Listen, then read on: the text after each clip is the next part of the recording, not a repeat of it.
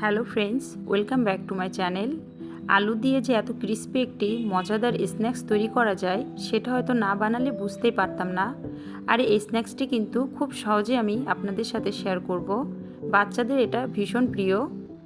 আর এই জন্য আমি প্রথমে সেদ্ধ করা আলুকে গ্রেট করে নিয়েছি। এর ভিতর আধা কাপ ময়দা দিয়ে দিলাম। এর মধ্যে এবার আদা এবং রসুন কুচানোটা দিয়ে দিলাম। খুব ভালোভাবে কুচাতে হবে। লাল মরিচের গুঁড়া দিয়ে দিলাম হাফ টি স্পুন, লবণ দিয়ে দিলাম 1 টিস্পুন, চাট মশলা দিয়ে দিলাম হাফ টি স্পুন, টেস্টিং সল্ট দিয়ে দিলাম হাফ টি স্পুন। খুব ভালোভাবে আমি এই উপকরণ দিয়ে ময়দার সাথে আলুটাকে মাখিয়ে নিব। মাখিয়ে আমি একটি ডো তৈরি করে নিয়েছি। এখন এই ডোটাকে আমি দুইটা খণ্ড করে নিব। একটিকে আমি খুব ভালোভাবে মথে নিয়ে রুটির মতো বেলে নিব। ময়দা ছড়িয়ে নিয়েছি আমি একটু, তাহলে আমার বেলতে সুবিধা হবে। ভালোভাবে এটি রুটির মতো একটি বড় গোল করে নিব। এখন একটি ছুরি দিয়ে আমি চারপাশটা কেটে নিব। চারপাশটা কেটে নেওয়ার পর আমি লম্বা লম্বা করে একটা স্টিকের মতো তৈরি করব এই রুটিটাকে। প্রত্যেকটা খণ্ড খণ্ড করব এভাবে। আর এই স্ন্যাক্সটি কিন্তু খুবই সহজে, একদমই নতুন একটি স্ন্যাক্স। আর এটা খেতে কিন্তু ভীষণ মুচমুচে। এভাবে আমি ছাড়িয়ে নিব যেগুলো একটু একসাথে লেগে গিয়েছে। স্টিকগুলো আমি এখন হাত দিয়ে এভাবে গোল করে নিব, তাহলে আমার এই স্ন্যাক্সটি তৈরি করতে সুবিধা হবে এবং দেখতেও ভালো লাগবে।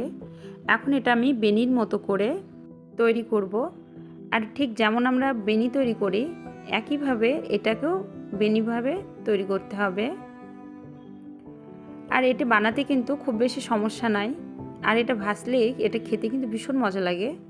আপনারা বাসায় একদিন ট্রাই করতে পারেন। খুব সহজেই দেখুন একটি বানানো কিন্তু হয়ে গিয়েছে। আর আমি ঠিক একইভাবে প্রত্যেকটা বানাবো। আমি আরেকটিও নিয়েছি আপনাদের দেখিয়ে দেওয়ার জন্য আরেকবার। এটা কিন্তু বানাতে কিন্তু খুব কম সময় এবং খুব বেশি ঝামেলা নাই, তবে দেখতে এই চিপসগুলো অনেক সুন্দর লাগে। আর ভাজি করার পর এগুলো কিন্তু বেশ মচমচে থাকে, কারণ আলু আর ময়দা এই দুইটা জিনিস একসাথে থাকলে আর এটি যখন আমরা তেলে ভাজি করি তখন কিন্তু এটি অনেক মুচমুচে হয়। আর এই স্ন্যাক্সটি কিন্তু একদম নতুন একটি রেসিপি। দেখুন সবগুলো বানানো হয়ে গিয়েছে। এখন আমি গরম তেলে ভাজি করতে শুরু করে দিচ্ছি। আমার এই সময় চুলার আঁচটি কিন্তু মিডিয়াম টু লো। হাই হিটে এগুলা ভাজি করলে ভাজিটা ভালো হয় না, কারণ এর ভিতরটা নরম থাকে আর উপরটা কিন্তু তাড়াতাড়ি পুড়ে যায়, ক্রিস্পিটা হয় না।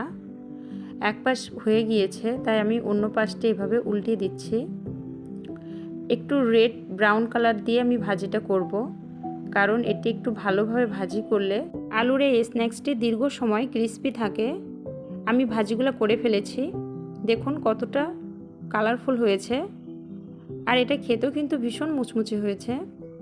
বাকিগুলো আমি এভাবে আবার ভাজতে শুরু করে দিচ্ছি। এক পাশ হয়ে গেলে আমি আবারও এরকম অন্য পাশটি উল্টিয়ে দিব। আর আমি রেসিপিটা করেছি খুব অল্প কিছু উপকরণ দিয়ে, যেটা সব কিছু আমাদের হাতের নাগালের ভিতরে আছে। আপনারা যে কোনো দিন চাইলে এটা বিকালবেলা অথবা বাচ্চাদের অনেক সময় এগুলো বায়না করলেও বানিয়ে খাওয়াতে পারি। বন্ধুরা, হয়ে গিয়েছে আমার মুচমুচে আলুর এই নতুন ধরনের চিপসের রেসিপিটা। আর এই রেসিপিটা ভালো লাগলে প্লিজ আমার চ্যানেলটি সাবস্ক্রাইব করে দিবেন।